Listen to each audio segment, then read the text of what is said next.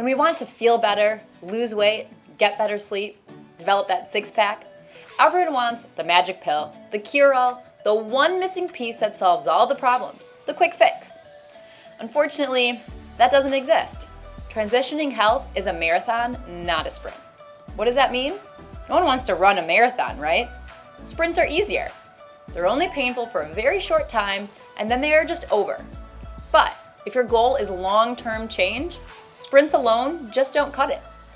We can look at each of the 4 core health principles for examples. You want to lose weight? What's the new on-diet trend?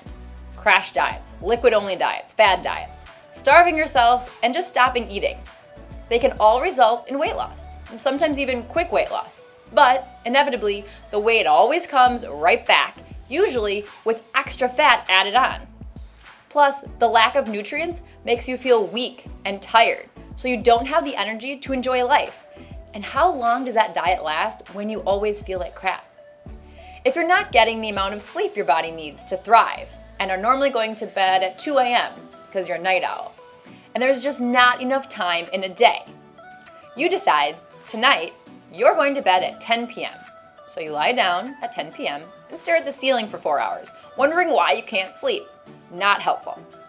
Nothing ever changes in one day's work. You have to push one step further each day. The same goes for your body when you're trying to get in shape. You want to work on your abs and get a six-pack, so you hit it hard at the gym for a few hours, and then regret it for a week because you can't walk up the stairs or bend over to tie your shoes. And you don't even have a six-pack after all of those sit-ups. Or you're stressed because there is not enough time in the day with everything you've got going on to take a breath and relax. Therefore, you decide to treat yourself by going on a week-long meditation or yoga retreat to remove all stressors from your life, only to return to the daily grind and find the stressors are still there and you haven't figured out how to cope with them. Going pedal to the metal never works, at least not for long. It only works as long as you continue to do it.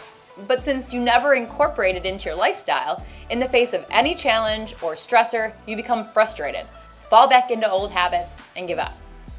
When making changes in the areas that reap the most health benefits, nutrition, movement, sleep, and stress, or as we like to call them, the 4 core health principles, slow and steady wins the race. Small, gradual wins can lead to a healthy lifestyle that you can actually maintain. The trick is to make the new behavior a habit, and to make the new habit more fun or better in some way than the old habit, and to be really, really clear on your why. So when the fun might dwindle a bit or you have a bad day and lose momentum, you still have the drive to maintain that new behavior. When setting goals, always dream big. Then chunk it down into tiny doable steps that you can easily accomplish. When you accomplish one goal, a short walk, 1 green vegetable in a day, turning the TV off a half hour before bed, or a 3-minute breathing exercise. When you do these consistently, the dopamine hit occurs and reinforces that positive behavior. Dopamine feels good to your brain. Momentum builds and you're able to add another goal, which leads to a lifestyle change. And before you know it, you have a big old snowball rolling down the mountain, gathering speed. Accountability and support is also necessary for true change. Asking for help is a smart thing, not a weak thing. A walking buddy, a healthy eating support group at work, cooking together as a family at home, learning to enjoy healthy meals, a quiet time before bed agreement with no electronics, a health coach or health program to keep you accountable. I don't know about you, but if I'm paying for it and investing in myself, I'm more likely to show up. If you make a change in one area but fail to make changes in the other areas, your progress will be limited and you're more likely to just give up. For example, if you start working out but eat Ho-Hos and Twinkies every day, you will struggle to maintain the energy needed to work out and your results will be disappointing. Now, if you also made a couple food changes, added some good protein, or focused on just getting better quality sleep, you would have the energy to continue to work out, feel good, and gain some muscle. All small changes that will lead to big wins.